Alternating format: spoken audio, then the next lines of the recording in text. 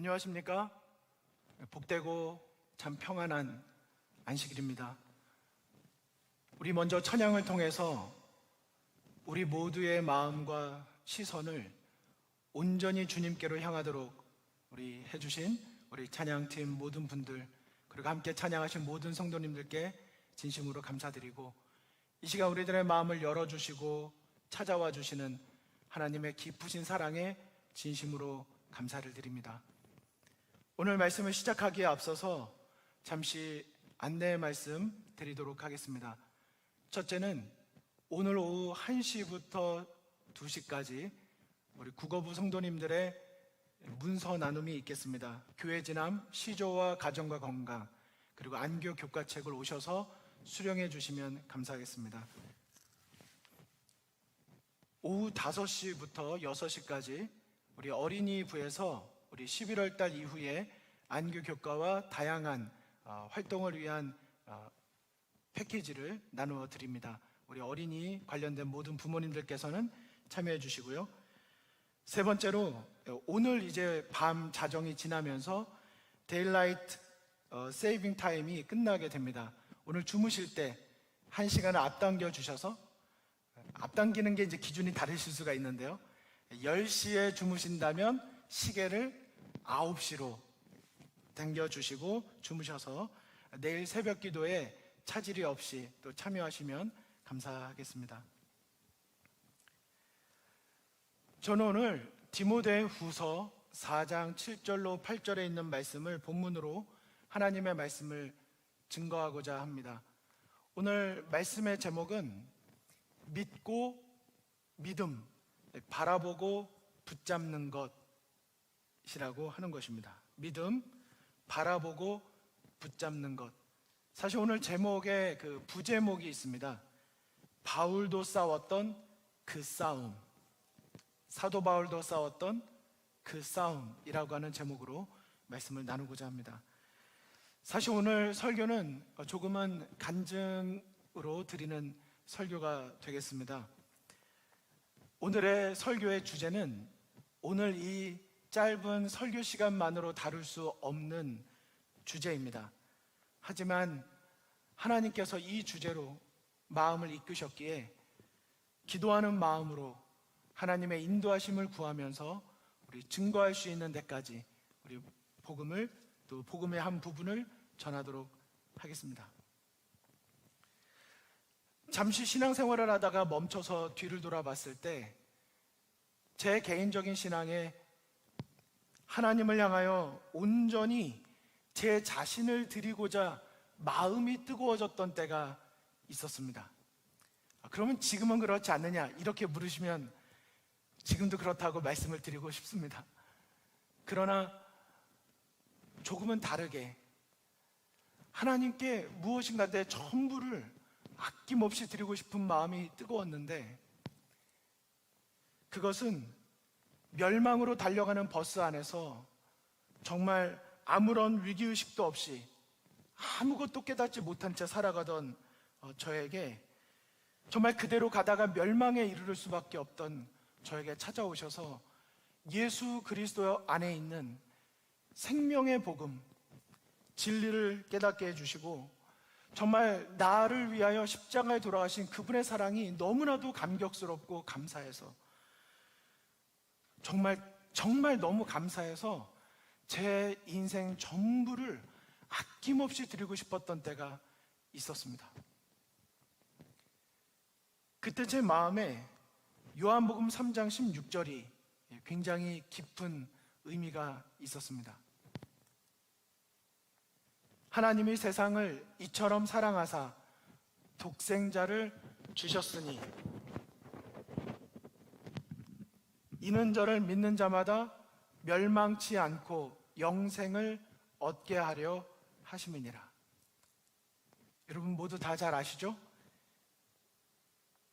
이 말씀을 제가 유명해서 좋아했던 것이 아니라 이 말씀이 정말 너무 감사해서 이 말씀을 참 좋아했습니다. 어떠한 사랑이기에 독생자 하나밖에 없는 아들을 보내셨을까? 정말 엄청난 복음이었고, 저는 예수님을 믿되 정말 제대로 믿고 싶었습니다. 저에게 하나밖에 없는 아들을 주셨으니 저도 마땅히 하나님께 제 전부를 드리고 싶었고요. 그 뒤에 나오는 찬양이었지만은, 나중에 나온 찬양이지만 그런 복음성가가 있습니다. 주의 순결한 신부가 되리라, 이런 찬양이 있거든요. 주의 순결한 신부가 되게 하리라, 이런 찬양의 가사를 들으면 정말 마음이 너무 뜨거워지고, 정말 마음으로 다시 한번 결심하게 되고, 정말 매일의 기도 제목, 하나님, 어떻게 하면 하나님 앞에 순결한 신부가 될 수 있을까요? 이것이 기도의 제목이었습니다. 그럴 때마다 저에게 자극이 되고 도전이 되고 목적이 되는 성경 구절이 있었습니다. 그것이 마태복음 5장 48절이었습니다. 그러므로 하늘에 계신 너희 아버지의 온전하심과 같이 너희도 온전하라. 그래, 내가 하나님 앞에 더 온전한 그리스도인의 삶을 살아서 정말 하나님을 기쁘시게 해드려야 되겠다. 제 삶을 돌아봤을 때 가장 그렇게 뜨거웠을 때는 신학과 시절이었던 것 같아요. 특별히 신학과 1학년으로 들어갔을 때가 제일 뜨겁지 않았나 싶습니다. 자, 이제 다른 학과도 아니고 고등학생도 아니고, 이제 내가 하나님을 증거하고 정말 하나님을 배우는 이 학과에 왔으니까 나는 온전히 신학과생으로 정말 하나님 앞에 내 삶을 드려야지. 정말 누구보다도 정말 그리스도인다운 그런 신학과생이 되고 싶다고 생각했었습니다. 고등학교 3학년 때 1지망, 2지망, 3지망 이렇게 학과를 쓰게 될 때도 1지망 보통은 내가 가고 싶은 대학, 2지망 내 성적이 어느 정도 되는 곳, 3지망 정말 여기는 확실하게 붙을 곳, 이렇게 보통 대학 지망을 하는데, 저는 1지망 삼육대학교 신학과, 2지망 삼육대학교 신학과, 3지망 삼육대학교 신학과 이렇게 적었어요. 적어도 하나님 앞에 드린다면 내가 다른 선택은 할 수 없다. 오직 그것만이 내가 갈 길이라고 생각을 하고 신학과에 들어가는 것입니다. 그러니 신학과에 들어간 제 그 마음이 어떠했을까요? 정말 간절했고 정말 순결하게 드리고 싶었습니다. 무슨 속상한 일이 좀 생겨도 정말 들어가자마자 동아리 활동을 한 6개는 했거든요. 정말 부지런히 정신없이 꼭 제가 다 하려고 들어갔다기보다 또 여기저기서 이렇게 막 또 같이 하자 너무 신나고 기뻤습니다. 그러나 만남이 많아지고 모임이 많아질수록 관계 속에서 힘든 일도 생기고 속상한 일도 많이 생겼습니다. 하지만 속상한 일이 생겨도 이렇게 생각했죠. 난 신학과생이야. 난 달라야 돼. 더 참아야지. 자, 연기 정신 차리고, 자, 화이팅! 그리스도인답게, 자, 아자 가는 거야. 제 자신에게 얼마나 많이 응원을 했는지 몰라요. 누구에게 부탁을 받으면 꼭 이렇게 신학과생에게 부탁이 많이 들어왔습니다. 굳은 일 이런 거. 대학에 있는 낙엽 치우는 건 왜 오후 6시까지 수업이 끝난 아직 식사도 못한 신학과생들이 그 차를 타고 트럭을 타고 다니면서 낙엽 치우기를 왜 신학과생이 했는지 모르겠어요. 그러나 신학과생들은 아무도 불평하는 사람이 없었어요. 왜? 그래도 누가 하겠나, 신학과생이 안 하면 우리가 해야지, 이렇게 빛이 돼야지, 이런 마음. 신학과생이니까 열심히 잘 도와줘야지. 자, 그리스도인의 빛을 증거할 수 있는 찬스가 왔으니까 열심을 내자. 언제 어디서나 하나님을 기쁘시게 할 수 있는 것이라면 내가 할 수 있는 최선의 것이 무엇일까? 내가 좀 더 잘해서 하나님을 기쁘시게 해야 되겠다는 것이 거의 신학과 1학년 때의 저의 삶의 초점이었습니다. 이었던 것입니다. 그런데 이게 어찌된 일일까요? 하나님 앞에서 더 온전해지려고 하면 할수록 저는 더 절망으로 들어가게 되는 모습을 보게 되었습니다. 저의 결심은 말 그대로 정말 썩은 새끼줄과 같다는 걸 인정하지 않을 수가 없었고, 내 마음속에서 기대했던 어떤 영적인 승리, 그래 내가 오늘은 이렇게 살아가지고 이렇게 내가 하나님께 영광을 돌려드려야지 생각했던 그런 저의 어떤 승리는 너무나도 자주 일순간에 무너지기 십상이었습니다. 정말 물거품이 된다는 것이 딱 저에게 맞는 것이었습니다. 성령의 감동과 역사로 나는 죽고 내 안에서 예수님께서 사실 때 내 삶에서 맺혀질 수 있는 성령의 열매를 제가 제 힘과 노력으로, 제 결심으로 맺으려 했으니 얼마나 많이 미끄러지고 넘어지고 그러다가 결국 낙심에 이를 때가 한두 번이 아니었던 것입니다. 처음에 유혹에 넘어졌을 때는 제가 이렇게 생각했었어요. 아니야, 괜찮아. 영기야, 너 이번에 처음이고 너 결심한 지 얼마 안 됐잖아. 이건 처음이니까 다시 하면 돼. 다음에는 분명히 더 잘할 수 있을 거야. 정신 바짝 차리고, 좋아, 사단 한번 덤벼봐. 내가 조금 전에 내가 실수했지만 내가 이제는 너한테 안 질 거야. 덤벼. 내가 또 질 것 같아? 이런 마음이었어.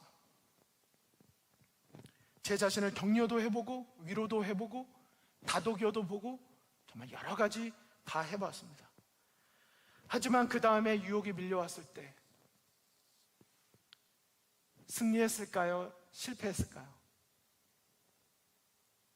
제가 너무나도 자주 사단의 밥이 되고 패배자가 되는 것을 너무나도 자주 경험하게 되었습니다.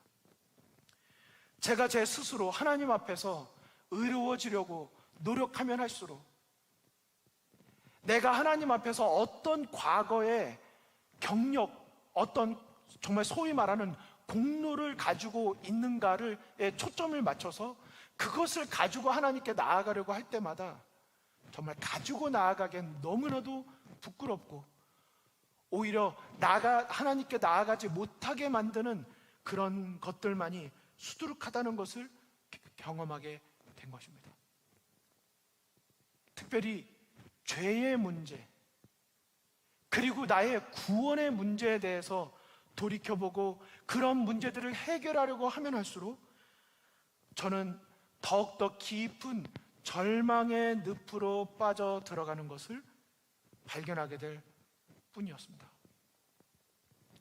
그러면서 정말 힘차게 그리고 밝게 시작한 저의 신학과 시절은 점점 더 어두워져 갔습니다. 얼굴에 미소가 사라지고요, 열심을 내려고 했던 제 자신이 점점 더 사람들을 만나는 것이 싫어졌습니다.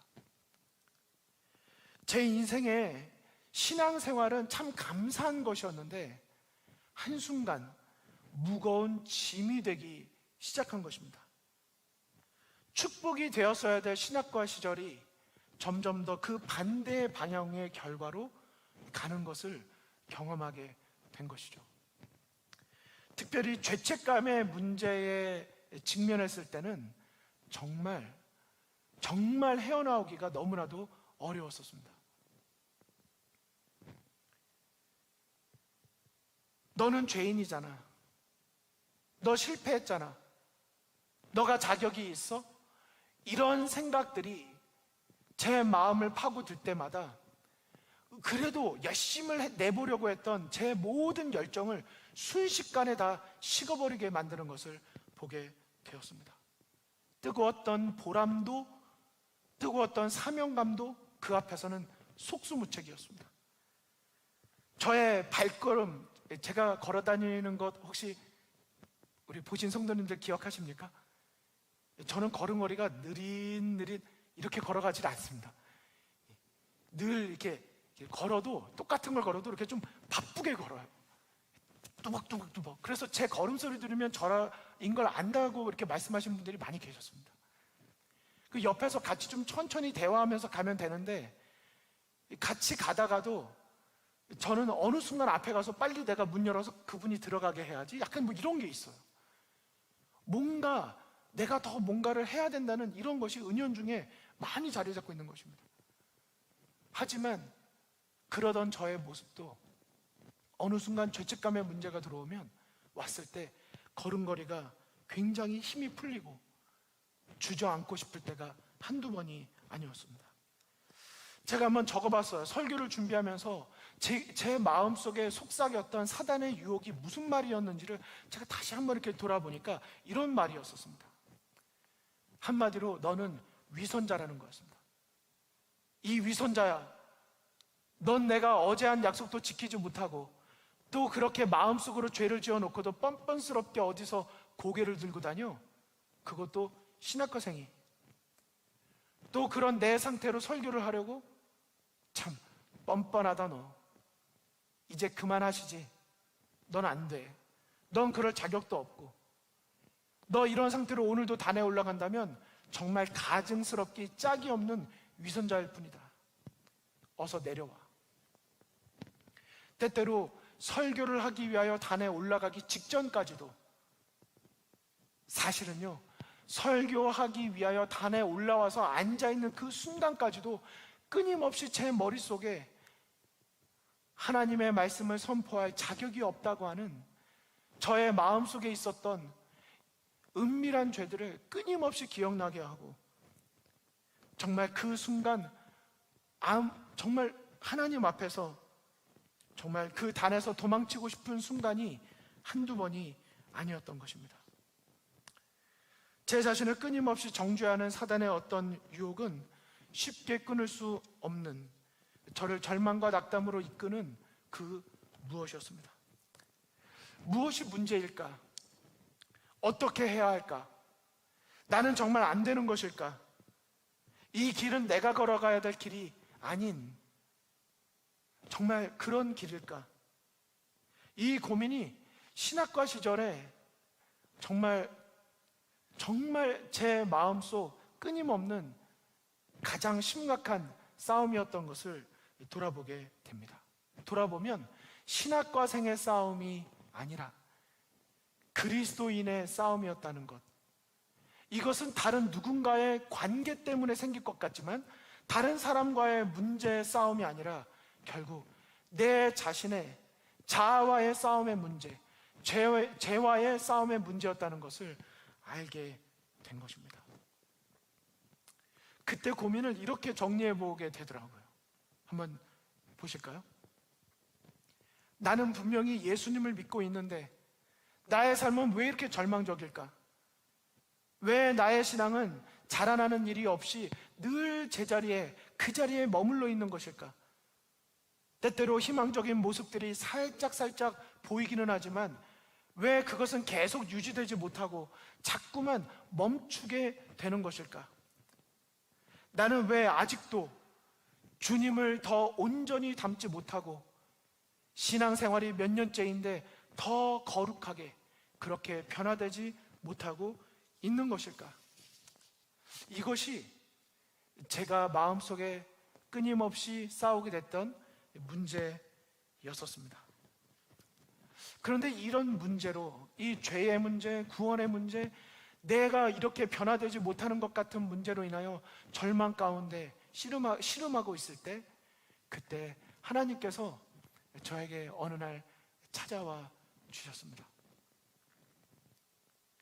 그리고 그분께서 저에게 한 성경의 인물을 만나게 해 주셨습니다. 그 사람은 바로 사도 바울이었습니다. 그리고 바울을 통해서 마음속에 밝은 빛을 주시고 깨우침을 주셨어요. 방향은 옳았는데 방법과 방식은 틀렸다는 것을 알게 되었습니다. 저는 안 되는 싸움을 싸우고 있었더라고요. 질 수밖에 없는 싸움을 싸우겠다고 그렇게 발버둥을 쳤었다는 것을 알게 되었습니다. 저만의 싸움이 아니고 이거는 나만의 문제가 아니라는 걸 알게 됐습니다. 나만의 문제라고 생각했던 것이 아니구나. 그리스도인이라고 말하는 모든 사람들이 다 직면해 있는 심각한 평생에 싸워야 될 문제이구나. 예수님 안에서 분명히 해답이 있고 이미 예수님 안에서 십자가에서 해결된 싸움 안에서 그것을 내가 붙잡지 못하고 어리석게 낙심하고 있었다는 것을 보게 되었습니다. 그것을 깨우쳐준 성경절이 로마서 7장에 있는 말씀이었습니다. 우리 그 본문의 말씀을 조금 보시도록 하겠습니다. 7장 18절 제가 읽겠습니다. 내 속 곧 내 육신에 선한 것이 거하지 아니하는 줄을 아노니 원함은 내게 있으나 선을 행하는 것은 없노라. 내가 원하는 바 선은 하지 아니하고 도리어 원치 아니하는 바 악은 행하는도다. 만일 내가 원치 아니하는 그것을 하면 이를 행하는 자가 내가 아니요 누구라고요? 내 속에 거하는 죄니라. 그러므로 내가 한 법을 깨달았노니 곧 선을 행하기 원하는 나에게 악이 함께 있는 것이로다. 22절입니다.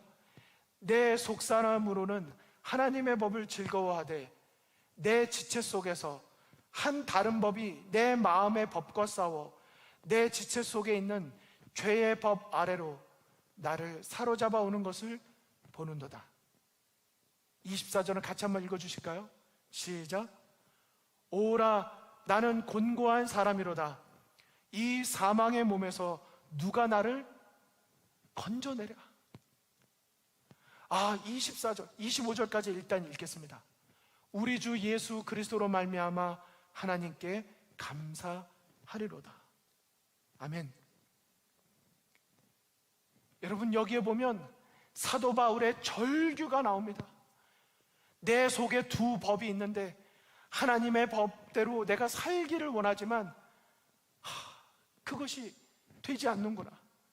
내가 원함은 있지만 내 속에 또 다른 죄가 있어서 그것이 계속 나를 하나님이 원하지 아니하시는 그 길로 나를 이끌고 있다는 것을 발견하게 그리고 고백하게 된 것입니다. 원래 누군가가 애절한 탄식을 하면 마음이 아파야 되는데요, 저는 로마서 7장 이 구절을 읽을 때 마음이 기뻤어요. 왜였을까요? 야, 이 고민이 나만 하는 것이 아니었구나. 이 절망 가운데 있는 것이 나만이 아니었구나. 사도 바울도 오라 나는 곤고한 사람이로다. 이 사망의 몸에서 누가 나를 건져내려라고 하는 이 고백을 했구나. 여러분, 그런 거 있으시죠? 성공한 케이스를 보는 것도 도움이 될 때가 있지만요, 나와 똑같은 그 지점에서 똑같이 실패를 경험한 사람을 만났을 때 그 희열과 감사가 얼마나 큰지 몰라요. 그것도 성경의 신약 성경 27권 중에 과반수 이상이 되는 14권을 쓰고 일평생을 하나님께 자신을 바친 사도 바울마저도 그 마음속에 죄된 본성 앞에서는 자기 스스로 결코 승리할 수 없다는 것을 깨달았구나. 그도 그럴 수 없었구나. 자기 스스로의 힘과 노력으로는 결코 하나님 앞에 온전히 순결한 신부로 자기를 의롭게 드릴 수 없었다는 것을 보게 되었을 때, 여러분, 그것이 어쩜 그렇게 제 마음에 위안이 되던지요. 그런데 그가 그렇게 절규하고 끝난 것이 아니라 25절에 보면 우리 주 예수 그리스도로 말미암아 하나님께 감사한대요. 갑자기 어디서 그런 감사가 생겼을까요? 도대체 예수님은 어떤 분이시기에 그 절망 속에 있는 그를 그의 마음속에 희망의 빛으로 감사의 고백을 할 수 있도록 바꾸어 줄 수 있으셨을까? 사도 바울도 그럴 수 있었다면, 그 실패한 지점에서 희망을 노래할 수 있었다면, 나도 그곳에서 예수님을 통하여 다시 희망을 노래할 수 있겠구나. 그것이 얼마나 깊은 감동이 되고 감사가 되었는지 모르는 것입니다. 그리고 나서 보니까요, 하나님의 온전하신 것 같이 너희도 온전하라는 구절들만이 눈에 보이던 저에게 다른 구절들이 눈에 들어오기 시작했습니다. 특별히 사도 바울의 글들 속에서, 사도 바울의 고백 속에서 더 그런 말씀들이 보이기 시작했어요. 한번 보실까요? 고린도전서 15장 31절, 나는 날마다 죽노라. 이제 왜 죽겠다고 했는지 알겠어요. 과거의 죄된 자신의 모습으로, 그 죄된 모습으로 내가 의로워지려고 했을 때 결코 그것이 되지 않는다는 걸 알았기 때문에, 나는 죽어야지만 된다는 것, 내가 죽어야 산다는 법칙을 깨달았기 때문에 사도 바울이 날마다 죽어야만 했다면 이 싸움은 결코 한 번의 이벤트가 아니라 우리 그리스도인의 삶에 있어서 일평생의 싸움이 되어야 하는 것이겠구나. 로마서 1장 17절, 복음에는 하나님의 의가 나타나서 믿음으로 믿음에 이르게 하나니 기록된 바 오직 의인은 믿음으로 말미암아 살리라 말한 것입니다. 이제서야 눈에 들어오는 거예요. 복음에는 하나님의 의가 나타나는 것이구나. 그런데 저는 예수님을 믿으면 영생을 얻는다는 복음을 받고서도 누구의 의로요?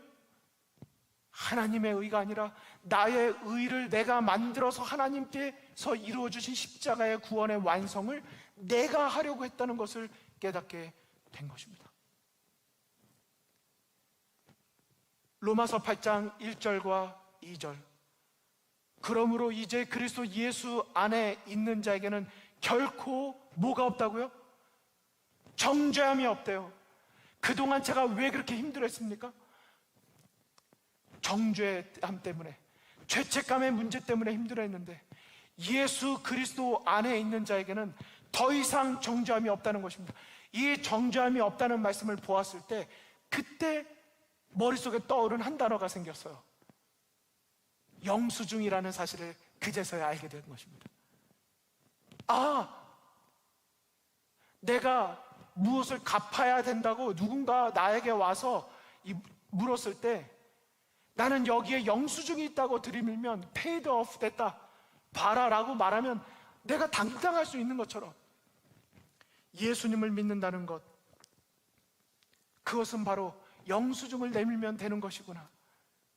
내가 비록 죄인이지만 예수님께서 나의 죄에 대한 모든 것을 십자가에서 다 지불하셨기 때문에 나는 이제 예수님의 영수증을, 믿음의 영수증을 들이밀면 되는 것이구나 라고 하는 것을 깨닫게 되었던 것입니다. 이제 걱정이 사라졌어요. 사단이 유혹하면 나는 이제 예수님의 뒤로 숨으면 되는 것입니다. 십자가에서 다 해결됐음을 믿음으로 받아들이고 그것을 주장하면 되는 것입니다. 나의 과거의 실수, 연약함과 현재의 부정함이, 그것을 내가 바라보다가 낙심할 것이 아니라 나의 시선을 온전히 예수 그리스도께 두면 되는 것입니다.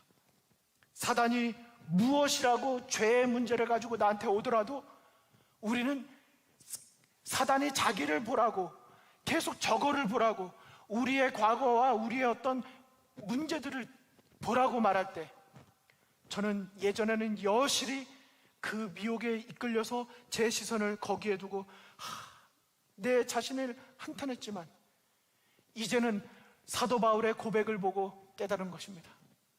그거구나. 사탄이 아무리 저의 과거의 문제를 가지고 온다 하더라도 저는 끊임없이 예수님의 십자가를 바라보면서, 사단, 너도 저기를 봐. 나는 너 안 보고 여기 영수증 보여줄게. 여기 십자가의 영수증. 너가 지금 말하는 모든 죄들은 다 예수님께서 해결해 주셨기 때문에 나는 이제 죄인이지만 예수님의 십자가의 대속적 사랑의 죽음 앞에서, 그 은혜 앞에서 나는 믿음의 영수증을 너에게 들이밀 것이라고, 나는 그렇게 이겨낼 수 있다는 것을 깨닫게 된 것입니다. 여러분의 믿음의 영수증은 어디에 있습니까?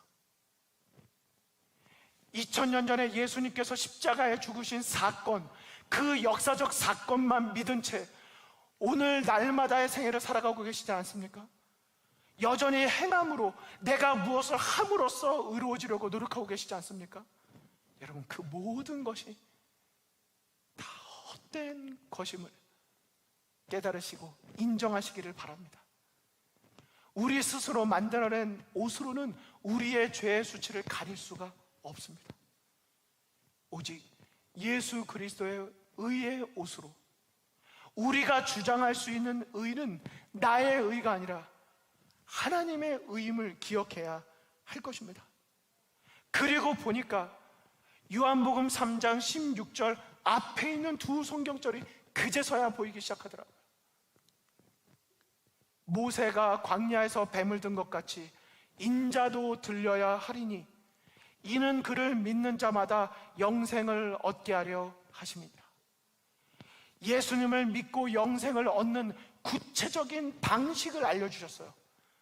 방향은 우리가 예수님께로 맞춰져 있지만 방식이 틀리면 우리는 성공할 수 없는 것입니다. 하지만 방식을 여기 아주 정확하게 알려주셨어요. 모세가 광야에서 뱀을 든 것 같이 예수님도 들리시고, 그렇게 예수님을 바라보고 우리는 나음을 입을 수 있다고 하는 것입니다. 여러분, 이 사건이 굉장히 긴 것 같지만 실제로는 민수기 21장 4절부터 9절까지 6절에 다 기록되어져 있는 사건입니다. 여러분, 이 내용 뭔지 다 아시죠? 이스라엘 백성들이 광야로 하나님께서 약속의 땅으로 데리고 가시기 위해서 그들을 건져내어 주셨어요. 그런데 그들이 먹을 거 없다, 마실 거 없다, 불평과 원망으로 하나님과 모세에게 다 털어놨습니다. 하나님은 강요하지 아니하시는 사랑의 하나님이십니다. 광야에 원래 불뱀들이 많이 있었지만 하나님의 특별하신 보호하시는 그 보이지 않는 손 때문에 그들은 안전할 수가 있었는데, 그들이 하나님을 거절하니까 하나님은 어쩔 수 없이 지키시던 손을 거두실 수밖에 없었어요. 그들 스스로가 예수 그리스도, 하나님을 믿는 믿음 안에 있었어야 되는데 그들 스스로가 믿음 바깥으로 불신의 늪으로 빠지게 된 것입니다. 그 순간 그들은 불뱀에 물리게 되었죠. 그때 어떻게 하였습니까? 우리가 죄를 졌습니다 라고 인정을 하고 모세에게 하나님께 간구해달라고 부탁을 합니다. 그때 모세가 하나님께 간구를 하죠.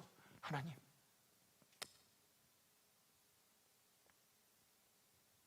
이 어리석은 자들을 용서해 주십시오. 하나님을 온전히 믿지 못하는, 순종하지 못하는 이들을 용서해 주십시오. 그때 하나님께서 방법을 제시해 주십니다. 놋뱀을 만들어서 높이 장대 위에 두라. 그것을 바라본즉 살리라. 그들이 나을 수 있는 방법은, 그들은 그들 스스로의 힘으로 그 불뱀에게서 물린 독소로부터 벗어날 수가 없었습니다. 오직 하나님께서 알려주신 방법만이, 그것이 참 단순하고 어이없고 이해가 되지 않는지 모르겠지만 그 방법을 믿고 순종한 자는 모두가 나음을 받은 것입니다. 쳐다본즉 살리라. 여러분, 그게 오늘날도 믿기지 않지만 그 당시도 믿지 못한 사람들이 많이 있었습니다. 그게 말이 돼? 그거 놋으로 만든 거 본다고 그게 말이 돼? 하지만 어떤 이들은 그 말씀을 믿고 단순하게 나아가서 쳐다보았습니다. 믿고 순종한 자는 그 치명적인 독으로부터, 병으로부터 구원함을 받은 것입니다. 성도 여러분, 우리도 마찬가지입니다. 죄의 독소로부터 우리가 벗어날 수 있는 방법은 하나도 없습니다.